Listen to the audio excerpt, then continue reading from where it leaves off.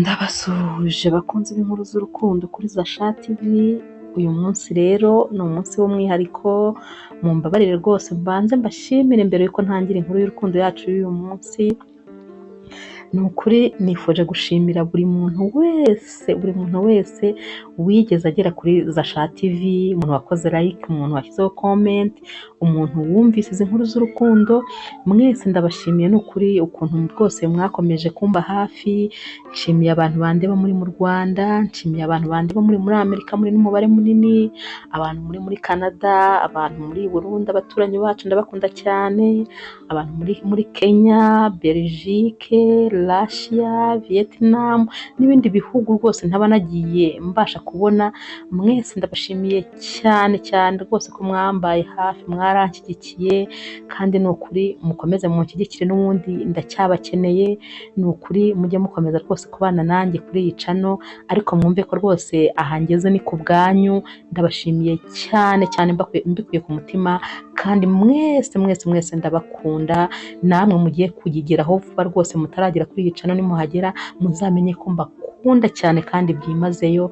Murakoze cyane rero, mwese mugire ibihe byiza, Imana ibandindire.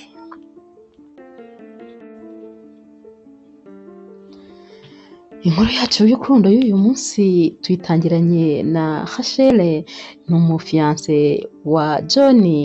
Ni mu masaha y'igitondo rero, ari kujya ku kazi, maze ageze mu nzira ahita ahura n'umukobwa bivuga ko rwose umufiance we yajyaga amutereta. Ahita ava mu modoka maze akatangira guhondagura uyu mukobwa, ati nta soni, ati wowe urifata ukantwarira umugabo, urabona uko uzi uko nguko, njye ntabwo nkwiriye rwose guhanganira nawe umugabo. Abivuga ari kumuhondagura, aramuhondagura, maze mugenzi w'uyu mukobwa bari kumwe akananirwa kumukiza kubera ukuntu rwose Rachel aba afite amahane. Maze abantu bose bakajya bavuga bati reka rwose njye ntabwo nari ndi kumwe n'uwo mukobwa uri gukubita, kubera ukuntu baba babona rwose nabo yabakubita, ntabwo aba ari kurobanura, aba afite umujinya ukabije.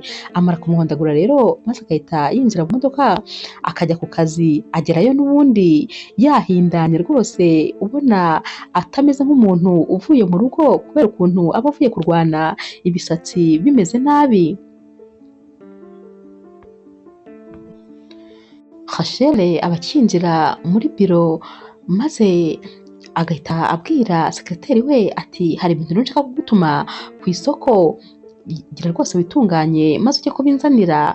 Amara kuva aho ngaho, maze uyu musekreteri we agahita atangira kwitonganya, atari ku bundi ubu boss wanjye iyo ari gutekereza kuntuma ku isoko azi ko ndi sekreteri, cyangwa atekereza ko ndi umukozi we wo mu rugo. Ubwo rwose nawe biba bimubangamiye, kuko baba batangiye kumukoresha akazi adashinzwe gukora. Mu minota mike rero sekreteri we ahita yinjira, maze akamubwira ati hari umuntu ugushaka. Agahita amubwira ati nta kibazo, mubwire yinjire. Hahita hinjira rero umukobwa wari inshuti ye rwose kuri kaminuza, maze Rachel agahita yishima cyane, ati ni wowe se? Ati ni ukuri, ati iminsi myinshi cyane, ati ubu se umbonye ute ko rwose nari nzi ko nta contact zanyu kigira? Undi ati ndakubonye, ati nakubonye kuri Facebook, mbona amakampani yawe, mbona ibintu ukora. Ati ubwo rero ntago nayoberwa ahantu ukorera, ati ahubwo ntangajwe rwose n'ukuntu ibintu kera wajya gukora tukiba kuri kaminuza n'ubu ngubu aribyo noneho wagiye gukora by'ubunyamwuga. Ati birantangaje cyane. Rachel ati ni ukuri nishimiye kongera kukubona, ati ubyumve ngo nari ngukumbuye rwose. Bakomeza kuganira rero, maze Rachel agahita amubwira ati ariko ndatekereza rwose utaruje kunsuhuza gusa, ntabwo rwose aribyo byari kukuzana, ahubwo mbwira neza icyakugenzaga. Uyu mukobwa ahita yereka ikiganza cye Rachel, ati dore abamwereka impeta ya fiançaye, ati ngiye gukora ubukwe. Ati rwose ubu nari nje kubatumira, ikindi kandi nifuza ko rwose ari wowe muntu uzananyiruganiriza ibirori by'ubukwe bwanjye. Ati kandi nanone nifuza ko nk'inshuti, abantu twari inshuti, twazahura mbere y'uko ubukwe buba, tukongera kandi tukabonana, tukaganira, tugasangira mbere y'uko ubukwe buba. Uyu mukobwa akomeza abwira Rachel ati ninde wakwemera ko njyewe umukobwa abantu bose bapingaga kuri kaminuza, abantu bose rwose bafataga nk'uciriritse, ubu naba ngiye gukora ubukwe nta muntu rwose wabyizera, abantu bose bamfataga nk'umuntu utazagira icyo ageraho, ati none rwose dore nanjye ngiye gukora ubukwe. Hashere ubwo ngubwo atangira rwose kugira agashyari k'ukuntu aba bakobwa bose baba bamaze gukora ubukwe bari inshuti, ariko we akaba atarabukora. Uyu mukobwa bari kumubwira rero ibyo, maze Hashere akajya aseka adasetse. Hashere ahereza uyu mukobwa igitabo maze akamubwira ati ngaho hitamo rwose, banza uhitemo uko wifuza ko ubukwe bwawe bwazaba bumeze. Uyu mukobwa rero atangira kureba no guhitamo, maze hashira kandi akamusezera akamubwira ati ubwo turi kumwe tuzakomeza kuvugana kuri telefone. Amara gusohoka noneho Hashere agahita asara, ahita ahaguruka agafata ibintu byose biba biri ku meza ye byose akabijugunya hasi, akavuza induru ati ntibishoboka, ati n'uyu nawe agiye kuntanga gukora ubukwe. Ukuntu yari umukobwa usuzuguritse ku ishuri, njyewe nari mwiza nzi ubwenge nsobanutse, none bose bamaze gukora ubukwe njye sindakora ubukwe, kandi nubwo rwose ndacyari mwiza mbarenzeho, ni gute rero bantanga gukora ubukwe kandi rwose ndi mwiza? Ati ibi bintu ntibishoboka. Atangira kuvuza induru, sekreteri we akaza kureba agira ngo hari ikibaye. Hashere ahita afata ibitabo byose biri aho ngaho agatangira kubitera sekreteri we ati mva imbere, ati genda. Aba ameze rwose nk'usaze neza neza, aritonganya akicara maze akazi kakamunanira kubera ukuntu aba ataye umutwe. Hashere rero arataha maze akicara muri salo, ajya kumva fiyanse we arakomanze arinjiye, ahita ahaguruka yihuta akajya kumuhobera ati karibu sheri, ati wagize umunsi mwiza se? Uyu musore aba yarakaye cyane, yitwa John, aba yarakaye cyane cyane afite amahane menshi, nawe yinjira ahita amugira ati ntunkoreho rwose, ni gute usigaye ujya kurwana mu muhanda, urifata ugakubita umuntu mu muhanda abantu bose bareba?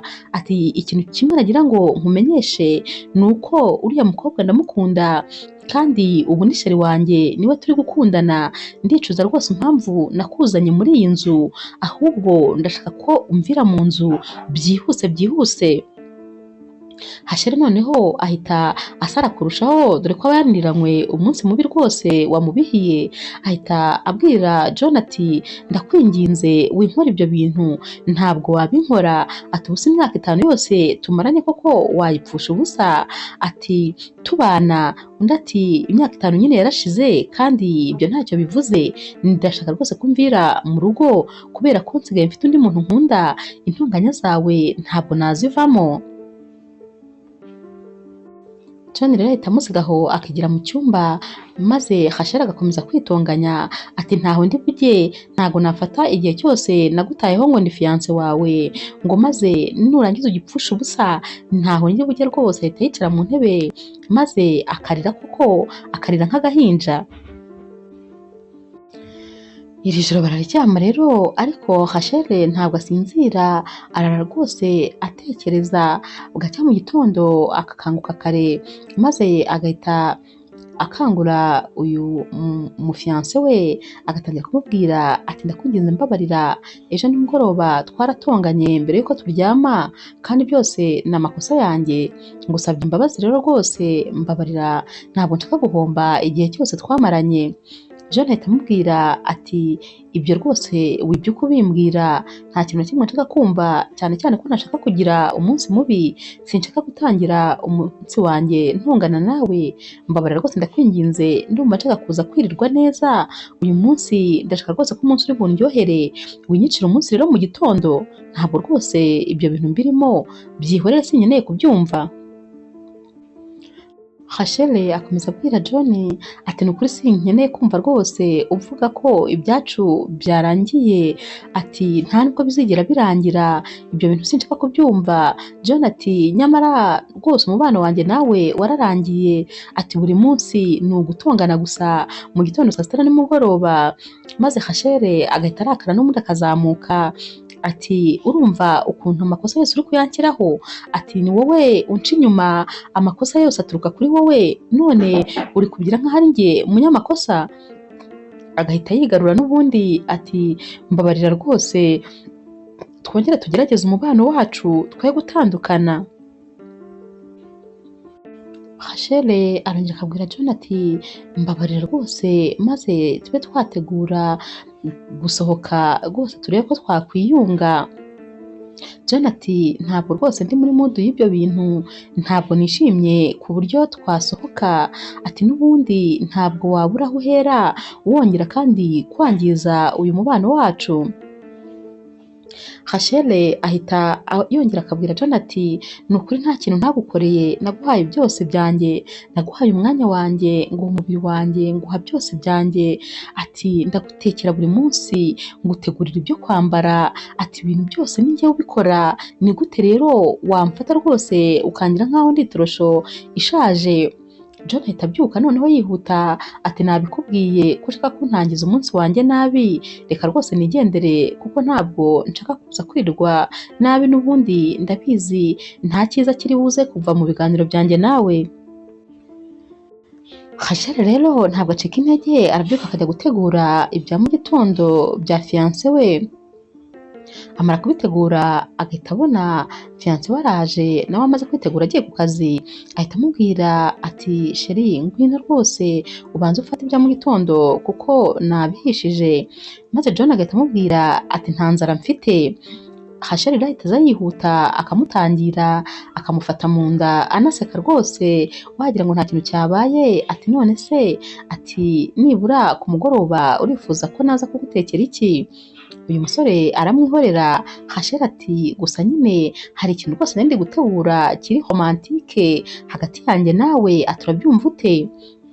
John ahita amubwira ati ntabwo ndi interese rwose, ibyo ukora byose ndumva nta na kimwe kinshishikaje. Ahita aca ku ruhande maze agahita yigira ku kazi. Rachel asigara ahagaze ameze nk'igiti, dore ko rwose aba yabyutse akimeza neza, akambara neza, akitera make-up kugira ngo fiance we amubone, ariko n'ubundi aba agiye rwose atamubonye wagira ngo nta nubwo azi ko ari hano. Rachel noneho ahita yumirwa maze agasigara yifashe ku matama yabuze ikintu yavuga na kimwe. Rachel rero agerageza kwikomeza maze nawe akavuga ati reka nigire ku kazi. Arasohoka rero agiye kujya mu modoka agasanga umuzamu wabo aracyari kuyihanagura ntarayirangiza, agahita amubwira ati gira vuba nigendere cyangwa n'ubundi uyimperaho, nta mwanya wo gutegereza mfite. Uyu musore rero uba rwose ushinzwe gufungura inzugi zo ku gipangu no kurinda igipangu ahita abwira Rachel ati gusa hari ikintu nashakaga kukubwira, ati rwose nta kintu cyo kurya mfite ndi burya uyu munsi. Rachel ati urumva se ibyo ngiye bindeba? Uyu musore ati nyamara rwose ntabwo meze neza. Rachel ati ngaho mbwira amafaranga mperutse kuguhemba wayagize ute? Uyu musore ahita amubwira ati nayoherereje famiye yanjye kuko rwose yari yakeneye kuyakoresha. Rachel ahita atekereza vuba vuba maze agahita amuhereza urufunguzo rw'inzu akamubwira ati zo gufungura ufate ibyo kurya ku meza rwose birahari, ati maze wongere kandi umfungire inzu. Uyu musore ahita yishima ati urakoze cyane. Rachel rero ahita ajya mu modoka maze akajya ku kazi. Amara rero gukura ikirenge aha ngaha, uyu musore agahita ahamagara umukobwa baba bakundana maze akamuzana, aba yiyambitswe neza uyu musore, akazana rero uyu mukobwa akamubwira ati inzu yanjye wayibonye? Ati nsigaye ndi umucuruzi ukomeye, akemera kuri uyu mukobwa. Uyu mukobwa arayibona agahita avuga ati mbega inzu nziza, ati uzi ko nari nzi ko uri umuzamu, ati none uri umukire bingana gutya? Ati ngombe mbwire abantu bose bo ku musozi wacu mbabwire ukuntu wakize usigaye uba ahantu heza hameze gutya.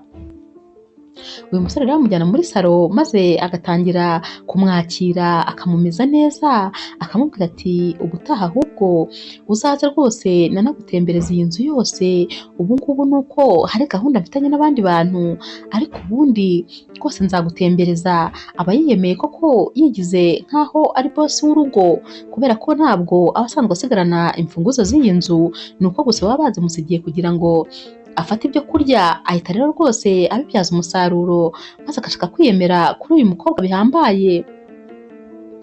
ahita agenda rero akazana bya byo kurya baba bateguye ku meza bamubwiye ngo aze kubifata maze akabisangira n'uyu mukobwa. Uyu mukobwa ataha noneho yashyushye ati rwose uyu musore ni umukire, ngomba gukundana nawe kuko nari naramwanze nzi ko ari umuzamu, none ndabona ari umunyamafaranga, ntabwo rwose agomba kuncika.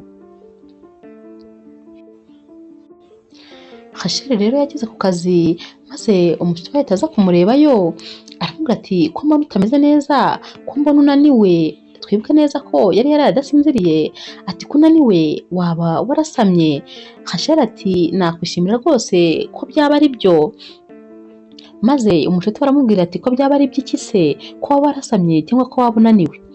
Maze Rachel ati nakwishimira ko naba narasamye, ati yenda John yari guhita rwose ansaba ko twabana akanyambika impeta, ati ariko ntabwo ariko bimeze. Umushuti we ahita amubwira ati nyamara wabona ntacyo byahindura, ati buka neza ko wigeze gutwita inshuro zigera kuri 2 kandi uyu musore akagutegeka gukuramo inda, ati ubwo se urumva hari icyo byahindura? Rachel noneho ahita ashyira ubwenge ku gihe, maze noneho agahita abwira uyu mushuti we ati mana nyagasani, kubera iki rwose ibi bintu byose ari njye bibaho? Ati ubu nacumuye iki ku Mana ku buryo ibintu byose bibi ari njye bibaho, ntajya mbona ibintu byiza? Maze umushuti we ahita amubwira ati humura, igihe cyawe ntikiragera, nikigera byose bizagenda neza. Rachel ati ivugire, wowe se wakoze ubukwe ku myaka 25, urabuzwa n'iki kuvuga? Urumva se rwose udafite uruvugiro? Ntabwo wigeze utinda gukora ubukwe ngo wumve ukuntu bimera, ngo wumve ukuntu bihangayikisha bagenzi bawe se bose bigeze bakora ubukwe ugasigara? Ibyo byose ntabyo uzi, icecekere rero, agahinda mfite rwose ntakuzi. Uyu mushuti wa Rachel ahita amubwira ati ariko uribuka ko nawe ufite imyaka 29 gusa? Ati ntakubeshye njyewe rwose ibintu by'ubukwe nta nubwo byigize binshishikaza. Ati ndakwinginze rwose bitekerezeho neza, nta mpamvu yo kugira ngo ubane n'umuntu utari uwa nyawe maze uzamenye ko wibeshye. Ati ntabwo gukora ubukwe ari itegeko kuko abandi babukoze, ni ngombwa rwose ko witonda ukabona uwo mukwiye kubana, apana guhubuka no kumva rwose ikintu ushyize imbere ari ubukwe gusa utitaye ku mpamvu ugiye kubukora. Rachel ahita amubwira ati rwose njyewe noneho ntandukanye nawe cyane, ikintu nshyize imbere ni ugukora ubukwe uko byagenda kose, n'ibyaba nyuma yabwo ntabwo bindeba, ariko inshuti zanjye ntizikomeze kuzajya zindeba rwose ngo zindyanire inzara ngo bose ngo bananze gukora ubukwe kandi nari mwiza kubaruta. Rachel ahita akomeza abwira uyu mushuti we ati noneho ntabwo uzi ikintu kibabaje, ati tekereza ko John afite undi mukobwa bari gukundana, bashobora no kuba bagiye gukora ubukwe.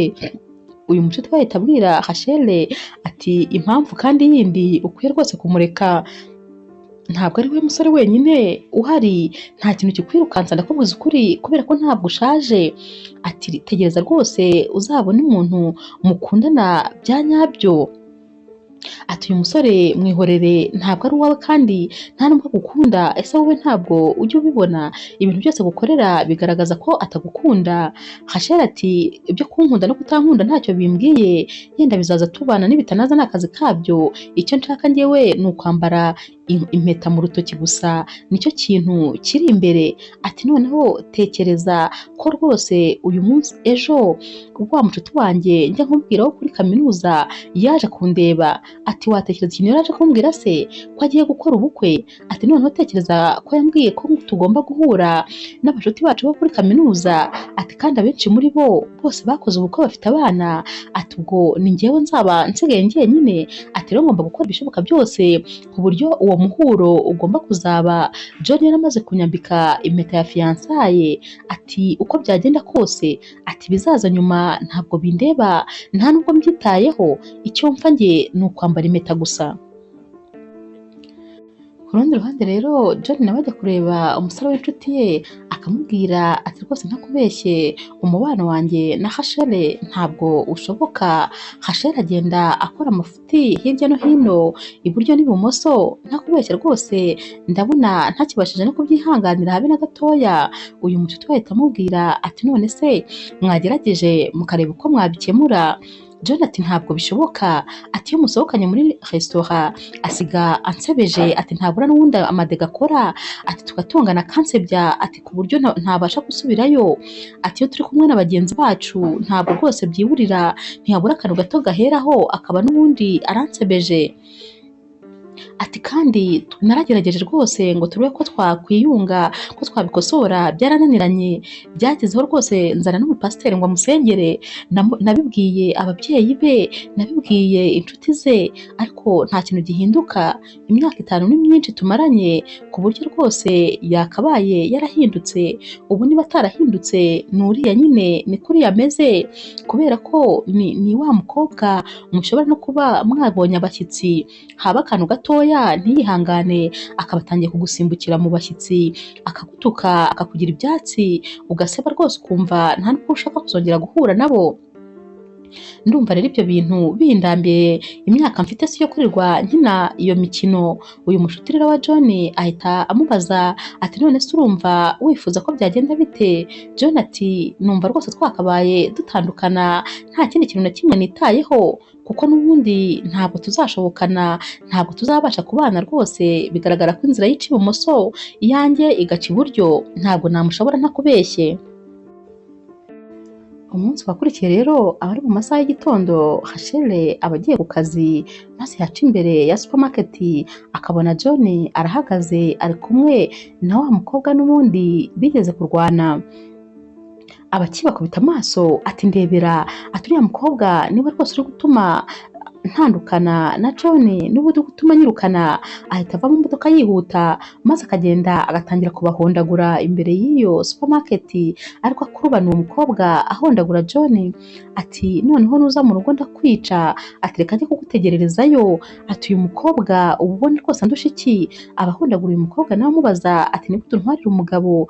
Ati nta soni, ati uyu ni umugabo wanjye, ati wowe John uretse, ati ndagutegereza mu rugo, igihe cyose uri buzira rero turabonana, ntugire ngo rwose hari aho wancikira. John rero areba izo ntambara zose, maze ntatahe mu rugo, agahita yigira mu bashuti be, akaba ariho arara. Uyu mukobwa rero Rachel atangira kwandikira message nyinshi John ntamusubize, akamuhamagara ntamwitabe, maze agatangira guhangayika, ubwoba bukamwica. Arabyuka mu gitondo akajya ku kazi, maze akaganiriza wa mucuti we, akamubwira ati noneho ibintu byakaze, ati tekereza ko John ataraye atashye, ati ubu rwose ndahangayitse, ndamuhamagara ntanyitabe, namwandikira message ntazisubize, ati ndumva nifuza kumwinginga rwose nkamusaba imbabazi, maze nkareba ko yagaruka mu rugo. Uyu mushuti bahita abwira Rachel ati ariko se nkubaze, uri umukobwa mwiza urabizi, ufite amafaranga, ufite akazi kawe kandi kakwinjiriza amafaranga, ni gute wizirika ku musore bingana gutyo? Niba atagushaka wamuretse kuzabona undi, wamuretse rwose, uyu musore afite iki abandi badafite? Mureke rwose, muva inyuma, cyane cyane ko urishoboye, yaba hari yaba adahari. Rachel ati hoya rwose, ntabwo njye ndekura byoroshye, ngomba kurwana ku rukundo rwanjye ndetse n'umugabo wanjye, ntabwo nzareka bari abakobwa bamuntwara, sinzareka hari undi muntu umukoraho. John ni uwanjye, nta wundi muntu tugomba kumusangira. Rachel yakomeje abwira mucuti we ati ahubwo ndashaka gusaba serivisi, hari ikintu nshaka kumfasha. Mucuti we ati mbwira, urabizi ko buri gihe mpaba ku bwawe. Rachel yahise akora mu sakoshe, maze akuramo akantu karimo impeta ya fiançaye. Uyu mucuti wa Rachel yarayirebye ati ibisa ni ibiki kandi urashaka kuvuga iki? Rachel ati ndashaka rwose gusaba John ko twabana, atagira isoni nyinshi, ashobora kuba yaratinye kunsaba ko twabana, reka rero mbimukorere mu mwanya we, ntabwo rwose nakomeza kwicara ngo maze ntegereze. Mushuti we aramubwira ati ariko nyamara ibintu uri gukora ushobora kuba uri guhubuka, ati ubuse wabitekerejeho neza, urumva wiyizeye? Rachel ati ahubwo nta munsi n'umwe nigeze niyizera nk'uko niyizeye ubu ngubu, ntakubeshye rwose, reka iyi mpeta nyimushyire maze ayinyambike, ndatekereza ko rwose biri bumworohere. Umushuti we aramubwira ati ngaho nta kibazo mbwira icyo gukora. Hasheri ati hamagara John maze umubwire ko ukeneye ko muvugana, uramubwira aho muri buhurire n'ubundi uhajye niho rwose ndi bumusange, maze nkamusaba ko twabana akanyambika impeta kuko rwose ndabizi ko yagize isoni buriya zo kuyinyambika, reka rero rwose mbikore mu mwanya we. Umushuti we aramubwira ati niba wumva wabitekerejeho neza ibyo ndabigukorera, gusa rwose ndumva ntacyo nkwijeje. Uyu mukobwa arahita afata telefone agahamagara John akamubwira ati ndifuza ko tuvugana aka kanya. John aba ari kumwe na ya nshuti ye, cyane cyane ko ari naho baba bamaranye iminsi babana. John ahita abwira iyi nshuti ati ni wa mushuti wa Hasheri umpamagaye. Undi ati arifuza iki se? Atarifuza ko tubonana? Ati genda umwitabe nyine wumve icyo ari bukubwire. John ahita agenda agasanga uyu mushuti wa Hasheri muri resitora baba bavuganye. Abakigerayo akabwira uyu mushuti wa Hasheri ati mbwira rero byihuse kuko rwose nta mwanya mfite, n'ubundi nari mfite gahunda nari ngiyemo. Uyu mushuti wa Hasheri ahita abwira John ati nukuri Hasheri rwose yicujije ibyo yakoze, none arashaka gusaba imbabazi kandi aciye bugufi cyane, ati rwose ihangane umubabarire. John ahita abwira uyu mushuti wa Hasheri ati nizere ko rwose atari ibyo umpamagariye ukaba untesheje akazi kanjye ukaba umvanye mu byo nari ndimo kugira ngo umbwire ibyo ngibyo. Ati nizere ko rwose bitaba ari ibyo gusa bitumye umpamagara. Abakivuga ibyo rero Hasheri akaba arinjiye araza agahita apfukama hasi, maze agahita abwira John ati ndakwinginze rwose mukunzi wanjye mbabarira aho nitwaye neza kandi rwose niyemeje guhinduka, ndakwinginze reka rwose dusubirane urukundo twari dufite. Ahita yongera agakura ya mpeta mu isakoshi maze akayishyira ku meza ati rwose nyemerera unyambike iyi mpeta maze tuzabane ubuziraherezo. Noneho John ahita arakara umujinya w'umuranduranzuzi agahita abwira Hasheri ati ku bundi uri umusazi, ati nta soni, ati byonyine maze iminsi 2 yose ntari mu rugo kubera amadega yawe, ibi rwose ibintu byose ugenda ukora byananiye kubyihanganira, none ngo ni nkwambika impeta. Ati gusa kuko urumva ibyo bintu byashoboka? Ati ikintu nkeneye cyonyine ni ukumvira mu rugo, ati naho ubundi ibyo ngibyo uri kurota gira ukanguke. Ahita ahaguruka maze akigendera agasiga Hasheri apfukamye hasi. Abantu bari muri iyi resitora bose baba barebye uyu mukobwa bakifata ku munwa baba bumiwe. Hasheri ahita ahaguruka maze umushuti we akamubwira ati mbabarira tugende tuva aha hantu turahasebeye, ati kubera ko ni imbere y'abantu benshi, ati twigendere rwose turasebye. Maze Hasheri ati uko byagenda kose ariko ntabwo rwose uyu mugabo nzigera mureka, ati n'ubundi ntabwo mvuye ku izima, ndashaka ikindi cyo gukora kuko sinamureka agenda ngo ance mu myanya y'intoki. Ati uko byagenda kose ngomba gukora ubukwe, byaba byiza cyangwa byanyura mu nzira mbi, ariko ngomba kwambara impeta. Ntabwo rwose ari njye ngiye kuzasigara mu bashuti banjye bose ntakoze ubukwe. Ati ubundi se ubu imiryango yanjye yo isigaye imbona ite niba inshuti zanjye zose zarakoze ubukwe nkaba njye nsigaye? Ati aba bantu bose bambona nk'umuntu wa feke, ati rero ngomba kubukora nanjye byanze bikunze. Hasheri na mushuti we rero barahagurutse maze basubira muri biro ya Hasheri. Bagezeyo basanga sekreteri we ntabwo yari ahari. Bakimara umwanya bicaye babona araje. Mushuti wa Hasheri ahita amubaza ati wari wagiye he? Iyo ubonye umukoresha wawe adahari nawe uhita wizererera. Uyu musekreteri ati hoya, ahubwo hano hari umukiriya wananiwe kwihangana yihutaga rwose kandi yari akeneye bosi, nari nagiye rero kugura amayinite kugira ngo muhamagare aze rwose abonane n'uyu mukiriya. Bahita bamubaza ati none se uwo mukiriya ari hehe? Ati namusize yicaye hano njya kugura amayinite ariko simpamusanze. Uyu mushuti wa Hasheri ahita abwira Hasheri ati urumva ko rwose ibibazo uri kwishyiramo bitangira kugenda bibangamira akazi kawe, ntabwo uri gukora, abakiriya bari kuza bakakubura kandi rwose ukubuze ntiyazagaruka nta nubwo yakurangira undi. Urumva ko rwose uri gutakaza cyane muri business yawe. Maze Hasheri ati ubundi se byaba bimariye iki gukora nkunguka ngatera imbere nkagera ahantu heza cyane ariko nta mugabo mfite? Uyu mushuti wa Hasheri ati nyamara ntabwo rega umugabo ari we nkingi ya mwamba mu bintu byose, ati uzabona undi utari John kuko John urabona ko atakwitayeho. Maze Rachel ati hoya nta wundi nshaka, ibyo byazamfata igihe kirekire kugira ngo tumenyerane nawe kandi anyambike impeta. Ubu ndashaka John kuko niwe tuziranye bihagije, ndashaka rwose ko anyambika impeta kandi vuba. Abari kurira rero rwose ubona yataye umutwe, ubona rwose atari muri mudu y'akazi, atari muri mudu y'ikintu na kimwe.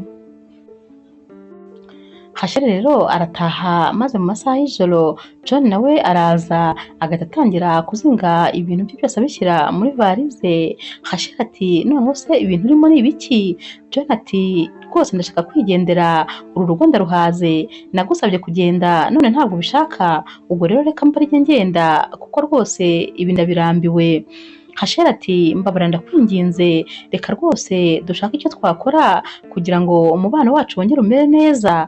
John ati nta kintu kimwe twakora, ati kuva namenyana nawe ibintu byose byabaye isosi, ibintu byose byabaye bibi kurushaho, ati byarivanze, ati nakubeshye imyaka tumaranye watumye mbaho rwose ntishimye habe na mba, ndakubwiza ukuri sinigeze nishima rwose ndi kumwe nawe, ati rero ndumva nifuza ko ibi birangira.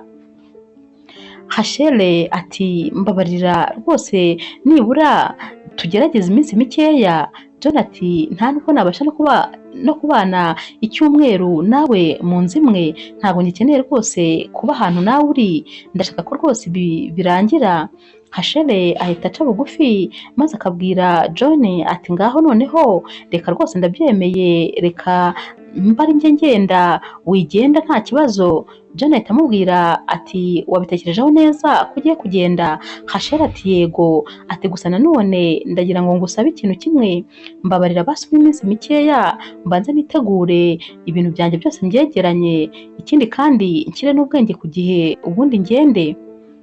John ahita amubwira ati nta kibazo rwose, icyo gihe gitoya ndakiguhaye. Ahita afata umusego mu cyumba cyabo maze agahita amubwira ati ubwo reka njye kwiryamira mu cyumba cy'abashyitsi.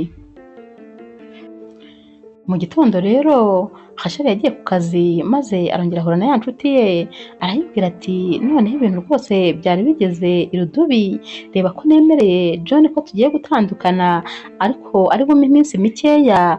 Iyi nshuti yaramubwiye iti ugiye kuva mu rugo noneho uvuye ku izima. Rachel ati ariko se urumva ibyo bintu nabikora? Ati ubwo bwenge buke se naba mbukuye hehe? Ati ibyo nabimubwiye kugira ngo ndebe ko yareka kugenda basi abe ahagomye, ubwo biramfasha kuba nshaka igisubizo cy'ibibazo dufitanye. Mushuti bati kandi wambwiye ko mwarangizanyije? Ati nyine sibyo navuze nibyo natekerezaga. Ati kuvuga no gutekereza ni ibintu bibiri bitandukanye. Ati ariko se urumva mfite ubwenge buke ku buryo nareka John nkamusiga wenyine maze bari abakobwa bose yirirwa atereta n'abamugendaho bose bakansinda? Ati ntabwo bishoboka, ngomba kurwana ku byanjye. Rachel rero ari muri biro yagiye kubonabona sekreteri warinjiye maze ahita amubwira ati bosi, ati rwose hari ikintu nashakaga kukubwira kandi cy'umwihariko. Rachel ati vuga vuba nta mwanya mfite wo guta. Maze uyu musekreteri ahita amubwira ati noneho rero bosi umbabarire rwose ntutekereze ko ndi kukwinjirira mu buzima, ariko hari igisubizo rwose mfite ku bibazo byawe. Rachel aseka ati ku bibazo byanjye? Undi ati mbabarira rwose ntuvuge ko narengereye, ati kubera ko uretse kuba uri bosi wanjye twumvikana nanagufata kandi nk'umuvandimwe wanjye. Rachel ati ngaho vuga vuba nta mwanya mfite wo kugutegereza.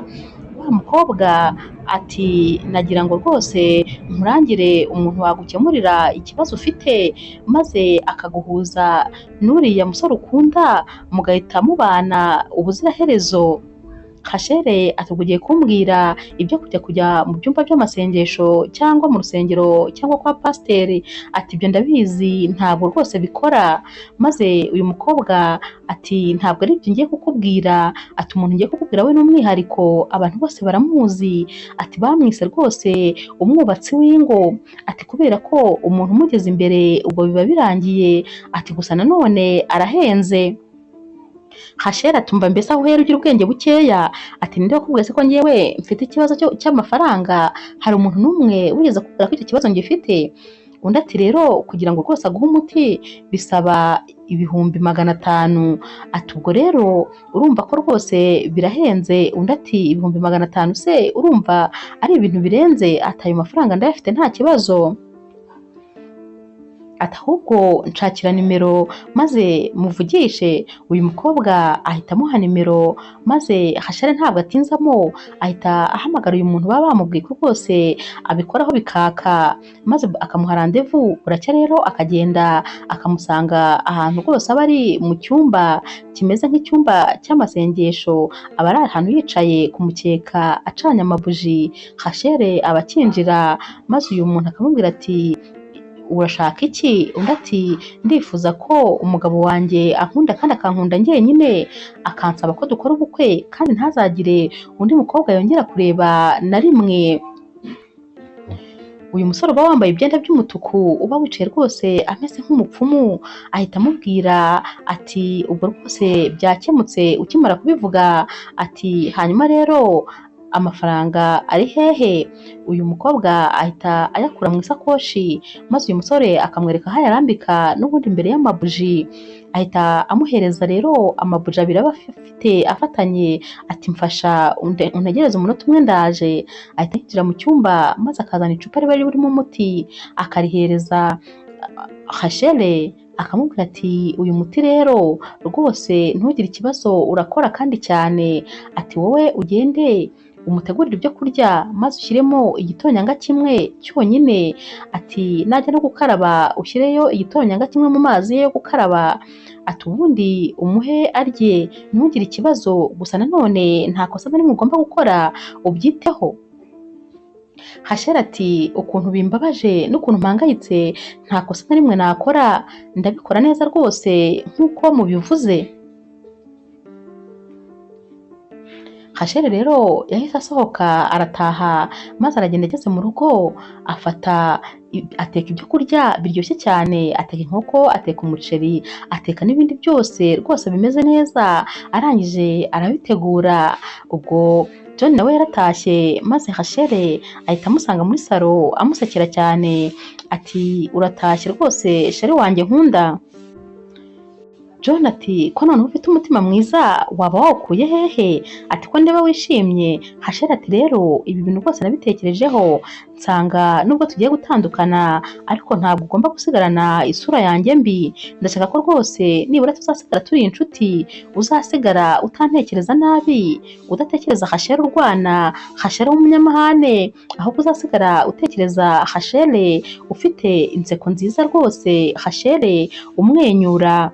Maze John araseka aramubwira ati ariko rwose nanjye ndumva byaba ari byiza. Hashare rero ahita abwira John ati ibyo kurya rero byahiye rwose ni karibu ku meza.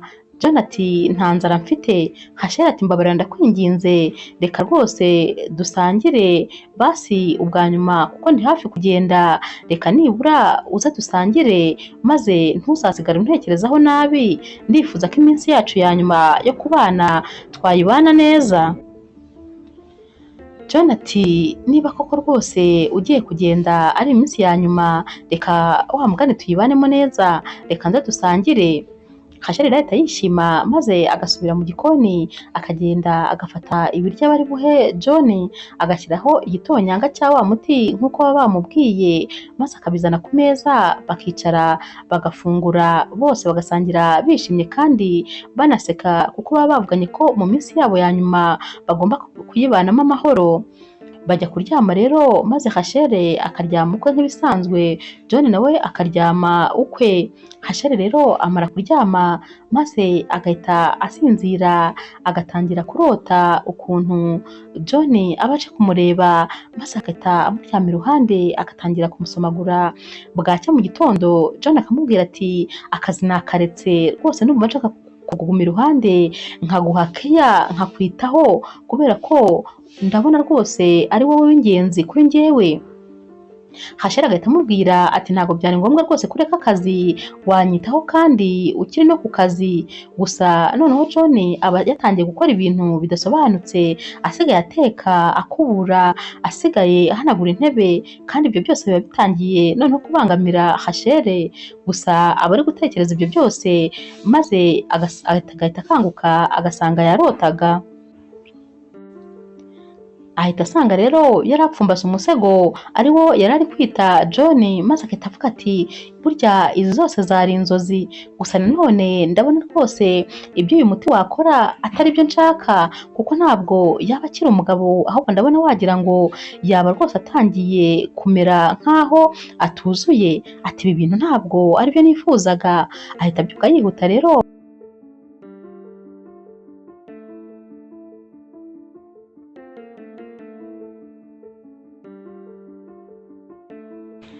ahita agenda yihuta akajya mu cyumba cya John, akajya kumureba. Aragenda agafungura maze akajya amubwira ati John, waramutse neza, umeze neza? Aba rwose asinziriye ubona yagiye kure. Agakomeza akamuhamagara ati John, John, ati waramutse? Aratambuka maze akamukoraho buhoro, n'ubundi akabona John rwose aracyasinziriye, aracyashyizweyo. Aramusoma ku gahanga no ku itama, ariko akabona umusore ntabwo akanguka. Aramuhamagara cyane, n'ubundi akabona reka da, akamunyeganyeza, akabona uyu musore ntakanguka. Noneho amwegura akaboko, yakarekura rwose kakagwa nk'igiti. Uyu mukobwa ahita atangira noneho guhangayika, ahita atangira kugira ubwoba. Ati ibi bintu nakoze ni ibiki, ko ndeba John rwose atari kubyuka? Amwegura umutwe bikanga, akamubumbura amaso bikanga. Uyu musore rwose ntabwo aba anyeganyega, aba yabaye nk'igiti. Aratangira rero akarira ati noneho ndapfuye. Ati ibi bintu nikoreye ni ibiki? Ati ibi ni ibiki? Ahita atekereza rero kuri wa muntu wamuhaye umuti, maze agahita afata imodoka akiruka akajya kumureba kugira ngo amubwire ibyabaye. Abakigeraho yo agasanga bari kumanika ibipapuro bivuga ko rwose aho hantu hari inzu zikodeshwa, maze akabaza uyu muntu wari kubimanika ati se hano ntabwo ari mu cyumba cy'amasengesho? Ati hano ntabwo haba abantu basenga, ati haba abavuzi rwose. Maze uyu muntu wamanikaga ibi bipapuro ati hoya, nta muntu n'umwe uba hano. Ati ntureba se ko turi kubimanika ko rwose inzu zirimo hano zikodeshwa? Noneho Hashera ahita yikorera amaboko, akumva rwose aratunguwe, akavuga ati ubuse nibeshya ahantu? Ati ariko ni aha ngaha rwose, ni aha naje. Maze agahita yongera agasubirayo kuko nta yandi mahitamo aba afite. Arongera yagera mu rugo agasanga n'ubundi John ntabwo arabyuka, ntabwo aranyeganyega. Arongera akamunyeganyeza uko ashoboye kose, ariko bikanga. Ahita yongera rero agasohoka yiruka, noneho akajya gushaka n'ubundi umuntu w'umunyamasengesho ngo arebe ko yaza gusengera uyu musore. Abakiva mu rugo rero, maze wa mukozi wabo w'umuzamu akaba arongeye kandi ahamagaye wa mukobwa yabeshye ko rwose aho ari iwe, bakaza noneho aba yiyemeje kumutwara mu cyumba, abazi neza ko ari bumujyane mu cyumba cya ba nyirabuja. Wa mukobwa rero araza, maze uyu musore akagenda amupfutse mu maso, bagenda rwose bafatanye, bagafungura icyumba bakinjira. Bamara kwinjira bagungurwa no kubona ko uyu mugabo aba aryamye ariko atanyeganyega, ntababone, ntavuge. Maze uyu muzamu agahita abwira uyu mukobwa ati dusohoke, ati uriya n'umukuru wanjye wavuye muri Canada ejo bundi, ati rero arananiwe araryamye, ati ahubwo ntabwo nari mbizi ko asinziriye. Uyu mukobwa ati none se kubera iki yakuryamiye mu cyumba? Ibyumba byose biraha, yahisemo icyawe? Uyu musore ati nta kibazo, ariko reka twe kuburana ibyo ngibyo. Baba bakiri muri ibyo rero, maze uyu mukobwa agahita abwira uyu musore ati ndabona ngewe ibya hano ntabizi, ati ahubwo reka nigendere. Baba bakigenda bagahita bahura na Hashere agarutse ari kumwe n'umuntu uba uje gusengera uyu mugabo. Maze uyu mukobwa wari wazanywe n'uyu musore urinda igipangu ahita abwira uyu musore ati uyu se kandi ninde? Abamubaza Hashere ati uyu ni umukobwa ninde uri mu rugo rwawe? Hashere ati ngo iki? Ati ngewe ndinde? Ati ahubwo wowe urinde uri mu rugo rwanjye? Maze uyu mukobwa atangira gutongana ati ariko ati uyu ni umugabo wanjye, ati siwe nyiri iyi nzu se? Hashere arumirwa, maze agahita abwira uyu mukobwa ati nimwumvire mu rugo mugire vuba, akabwira uyu musore nawe ati genda ufate ibintu byawe umvire ahangaha rwose kubera ko sinkihagukeneye. Ubwo uyu musore aragenda akajya kubika ibintu bye nyine ngo yigendere kubera ko baba bamwirukanye. Hashele nawe na wa mupasiteri abazanye binjira mu cyumba maze bakajya gusengera John. Uyu mupasiteri aragenda agasenga n'imbaraga zose arasenga kabiri byunzwe, agasenga yageraho akananirwa rwose agacika intege.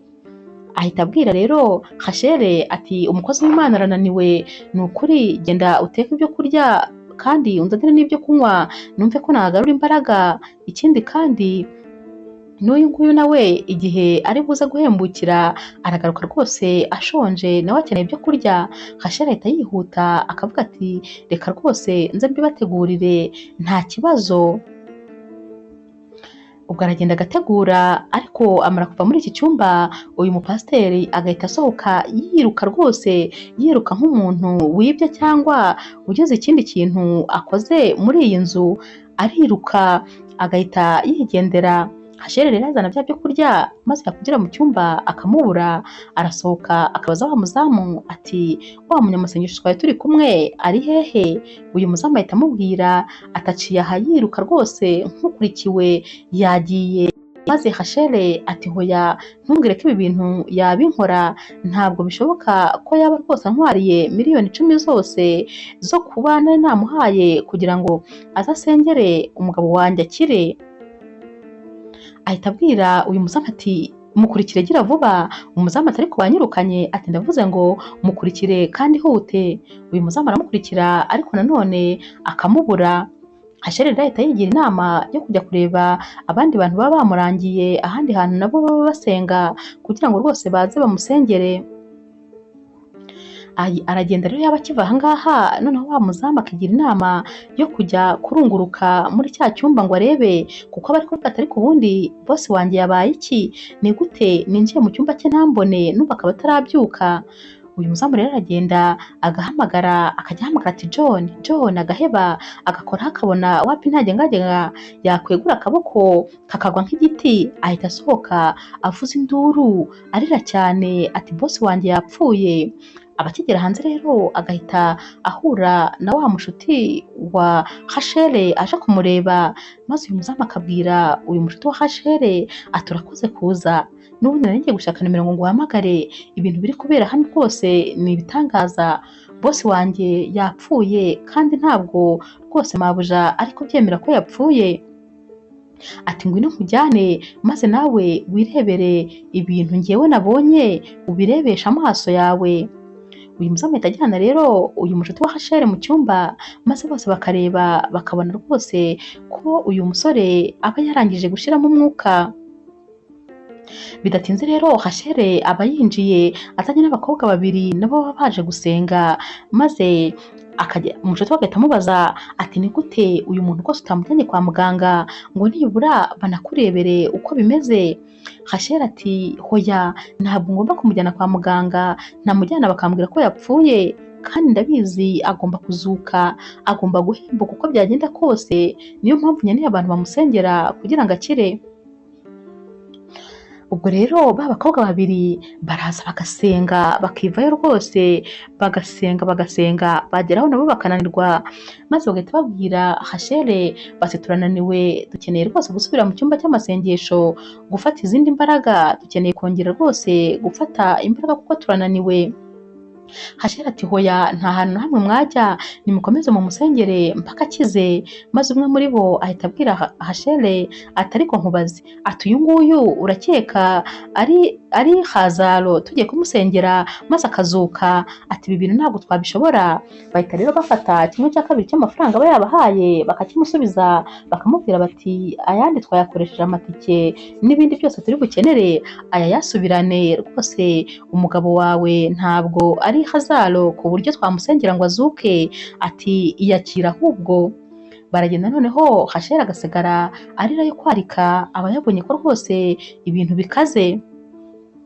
uyu mushuti we rero amugira inama akamubwira ati ntakubeshye John yapfuye bya nyabyo, ahubwo reka nkubwire icyo gukora, reka rwose dufate uyu mubiri we tuwushyire mu modoka maze tugende tuwujugunye ahantu, turaza kuvuga ko wamubuze batangira kumushakisha, bazabona umubiri w'ahantu maze bye kuguturukaho bye kukwitirirwa. Hasheri aravuga ati ubu se koko tuvuge ko John muhebye? Ndamuhebye koko? Mvuze yuko binaniye, ndananiwe, ndamuretse. Maze uyu mushuti we ati nyamara nta yandi mahitamo ufite, reka rwose tube ariko tubigenza. Hasheri nawe yumva ari byo, ariko akabwira uyu mushuti we ati none se urumva turi bumwiteruze kumushyira mu modoka? Ati wabwira uriya muzamu akadufasha. Maze uyu mushuti wa Hasheri ati n'ukuntu uriya muzamu agira amagambo, wowe urumva wamwizera? Ati ndakubwiza ukuri rwose yazakuvamo. Ahita abwira rero Hasheri ati genda unshakire itapi ubundi ndakwereka icyo tuyikoresha. Hasheri ahita avuga ati mu cyumba rwose cy'uriya muzamu ndatekereza itapi irimo. Ahita asohoka rero akajya kuyishaka. Uyu mukobwa w'umushuti we nawe ajya mu gikoni gushaka amazi yo kunywa, maze yagaruka yinjiye mu cyumba agahita asanga John aricaye rwose nkaho nta kintu cyabaye, gusa nanone ubona ko ibitekerezo bye biri kure cyane.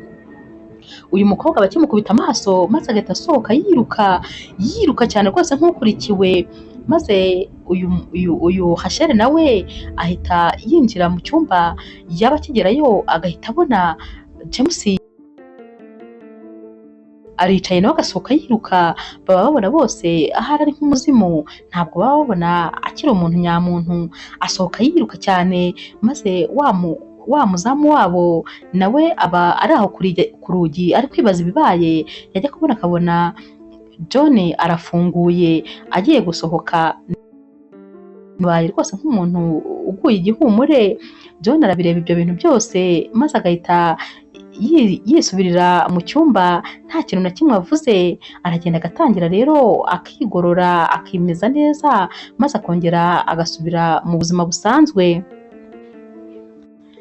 Hasheri rero agira imana akabona John agarutse mu buzima, maze agahita avuga ati rwose ngomba kugenda noneho nkamureka akabaho mu mahoro ye, kubera ko ni ukuri rwose ntabwo kubana nawe bikinshishikaje. Icyangombwa ni uko abonye ubuzima nagumana ubuzima bwe nanjye nzabona ubwanjye. Ahita agenda agasanga ya nshuti ye maze bakaba babana. Hashira iminsi rero, maze wa mukobwa wari umusekreteri we na wa musore wamuhaye umuti baba bicaye muri resitora bari gusangira bakubitana mu biganza, bari kurya rwose bishimye barya ibiryo bihenze biri muri iyi resitora. Maze uyu mukobwa abwira uyu musore atari kuzi kurenze, ati tekereza ukuntu rwose wakemuye iki kibazo, atari ku bundi waretse ibi bintu tukabikoramo business kandi ko mbona byarya. Uyu musore ahita amubwira ati uziko nanjye ndi kubona koko byarya, ati tekereza ukuntu rwose twamukuyeho amafaranga byoroshye. Uyu mukobwa ahita amubwira ati tekereza ko buriya boss wanjye no kumpemba byari ikibazo, ariko reba ukuntu yaguhaye 500 byihuse atanabitekerejeho. Ati cyakoze ibi bintu ndumva mbikunze, ati reba ukuntu rwose ubuzima buryoshye turi kwirira ibintu byiza. Uyu mukobwa ahita abaza uyu musore atari ku bundi wabigenje ute, wamuhaye uwuhe muti? Uyu musore ati uribuka ko nakubwiye ko papa ari umworozi? Ati rero uriya muti nawukuye kwa papa wanjye, ati ubundi ni umuti baha amatungo maze agasinzira akaba ashobora kumara rwose n'iminsi 2 agisinziriye. Ati rero nabitekerejeho neza nsanga nitumuha nawe ari businzire, ati kubera ko umuntu yigeze gukora mu mazi bari bawushyizemo maze ahita asinzira rwose, yakangutse bamugejeje ku gituro bagiye kumushyingura. Ati rero nanjye natekereje ko rwose uyu muti wankorera, ati ariko ubundi umuntu ageze aho nyine agakanguka. Uyu mukobwa ahita yongera agakubita mu kiganza cy'uyu musore ati ubundi ninjye mfite sheri uzi ubwenge, abandi bose barabeshya. Ni ukuvuga ko bari baturiye Hasheri, mu by'ukuri ntabwo umuti bari bamuhaye wakoraga wari uwo gusinziriza ahubwo uyu musore. Nyuma y'iminsi rero John nawe amaze kumera neza arashakisha aho rero Hashera aba asigaye aba maze akajya kumureba. Hashera ajya kubona akabona John arinjiye maze agatangara cyane akamubaza ati ni wowe uri hano se? John ati yego ni njyewe. John aba asigaye yitonda cyane birenze, ahita abwira Hashera ati ni ukuri nari nje kukureba, nari nje rwose ngo tuganire, ikindi kandi nari nje kugusaba imbabazi z'ukuntu kose nakugoye mu buzima, ukuntu rwose nitwaye nabi kuri wowe. Hashera ati hoya, ahubwo ninjye nkwiye kugusaba imbabazi, ibintu byose wanyuzemo ni amakosa yanjye, uzi yuko nuko kurwara kose byari amakosa yanjye kubera ukuntu nagushakaga, ukuntu nashakaga gukora ubukwe, ariko ni ukuri igihe wari uryamye uri ku gitanda nta na rimwe nigeze ntekereza ko rwose ukwiye gukanguka kugira ngo dukore ubukwe, ahubwo natekerezaga ko Imana imfashije ugakanguka ukaba mu buzima, rwose nta kindi kintu na kimwe nazongera kukubaza. None Imana yarabikoze iragukangura. Igihe rero rwose wari utameze neza nafashe umwanya nitekerezaho nsanga gukora ubukwe atari cyo kintu cyiza cyari kiri imbere yanjye, ikindi kandi nasanze ntaragombaga kuguhatiriza ngo dukore ubukwe igihe cyose utanabishakaga, kubera ko natekereje ko imyaka yose nagira nta gihe na kimwe ntazabukora, ariko nanone nkazabukora n'umuntu tubyumva kimwe. Ndakwinginze rero umbabarire kuba narakomeje kuguhatiriza ibintu bitakurimo ndetse bigatuma nkora n'ibidakorwa. Nararengereye cyane, tekereza kugera aho ngukorera biriya bintu byose ngo ni ukugira ngo dukunde tubane. Ndakwinginze mbabarira rwose, nitekerejeho nsanga ntari umuntu mwiza. Hashera ati ikindi kandi ibintu rwose byo gukora ubukwe ubu nabivuyemo, ntabwo nkibitekereza. John ati hoya se kandi ntumbwire ibyo bintu, njyewe ntakubeshye ubu rwose naguhaye agaciro karenze ko naguhaga, kubera ko naricaye mbitekerezaho nsanga ari wowe mukobwa nkunze bya nyabyo, kuko wakoze ibidashoboka kugira ngo ukunde umbone. Maze Hashera ati hoya ariko wishyigikira amakosa, ibyo nakoze byose byari amakosa, wishaka kubigira nk'aho byari ibintu byiza. John ati njyewe si uko nabifashe rwose, nabibonye nk'aho rwose wari umukobwa w'indwanyi kandi uzi kurwanira urukundo rwe, bishatse kuvuga ko wowe wankunze bya nyabyo kandi utigeze ushaka kuntakaza. Ntakubeshye rero nanjye rwose nje imbere yawe noneho nciye bugufi, ndakwinginze rwose ndifuza ko dusubirana. Ubu ngubu nabonye agaciro kawe kandi noneho ndagukunda bya nyabyo, nanakwihanganira ikintu icyo ari cyo cyose waba ukora kitagenda neza, ikindi kandi noneho ndifuza ko twanabana ubuziraherezo tukabishyira rwose ku mugaragaro. Hashera ati nyamara ubanza ibintu nakubwiye utambyumvise, ntabwo rwose nkirenterese mu bintu byo gukora ubukwe, ntacyo bikimbwiye, ni uko nakurekeye ubuzima bwawe uzabane n'uwo ushaka, njyewe icyangombwa ni uko wongeye gusubirana ubuzima ukaba uriho kandi uhumeka, ntabwo rwose nakongera kuguhatiriza. John ati ntabwo rwose ari ukumpatiriza, ndakwinginze ndagushaka ko rwose ugaruka mu rugo, kubera ko urugo utarimo naje gusanga rwose ari nk'icyobo rwose kirimo ubusa. Ati ntakubeshye ntabwo nkibasha gutaha mu rugo utarimo, ntabwo nkibasha kuba ahantu utari.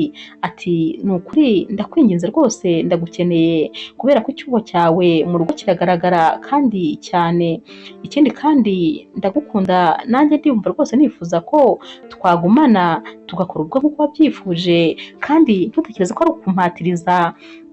Ibyo ni icyemezo cyanjye nifatiye, ni umwanzuro wanjye natekerejeho neza nsanga ni uko bigomba kugenda. Hashera yabwiye John ati ntakubeshye ndumva rwose bitashoboka ko nsubirana nawe, tekereza kubona umuntu ukunda aryamye ku buriri ameze nk'uwapfuye ari we wamwiciye. Ibi bintu n'ubu sinyandika kubitekereza, rwose nabonye umwanya wo kwitekerezaho, igendere ntabwo byashoboka, ntabwo rwose byakunda ko dusubirana, ahubwo wite umwanya wawe igendere. John rero abona nta kindi cyo gukora maze agahaguruka akabwira uyu mukobwa ati gusa umenye ko rwose ibyo ngusabye mbigusabye mbikuye ku mutima kandi nabitekerejeho neza, niwisubiraho uzaze nta kibazo. Hasheri abwira John ati oya nanjye nabitekerejeho neza, ntabwo ngomba kuza, genda ubeho ubuzima bwawe uko ubushaka. John rero ahaguruka maze akitahira. Umushuti wa Hasheri rero ahita yinjira akabwira Hasheri ati ariko se nkubaze, ati ubundi ugira ubwenge buzima, ati tekereza intambara zose warwanye, tekereza ibintu byose wakoze, none ukaba ubungubu aribwo umuhakaniye ko mudakeneye kubana, n'ibintu byose wakoze kubera urukundo. Hasheri ahita amubwira ati ni ukuri ndacyakunda John kandi cyane, ariko nanone mfite ubwoba ko ibi bintu rwose nakoze nazongera kubikora, kuko nabonye wagira ngo nta bwenge ngira, urukundo rwankumye amaso maze nkora ibidakorwa, none rwose numva mfite ubwoba, nanjye ntakubeshye nsigaye nitinya, ubanza nkora ibintu ntatekerejeho gusa. Umushuti wese amubwira ati nyamara ibyo wakoze byaguhaye isomo, nta mpamvu yo gukomeza gutinya, ahubwo wakabaye utangira kwishimira noneho imbuto z'amatunda wateye, ati ubu rwose nicyo gihe kugira ngo unezeranwe n'umugabo wawe, cyane cyane ko nawe noneho yabonye ko uw'agaciro kandi umukunda ku buryo wakora igishoboka cyose kugira ngo umugumane. Hasheri rero abitekerezaho neza maze agafata icyemezo cyo gusubira mu rugo rwe. Arazinga rero akazinga varize ze, yarangiza akagenda agakomanga.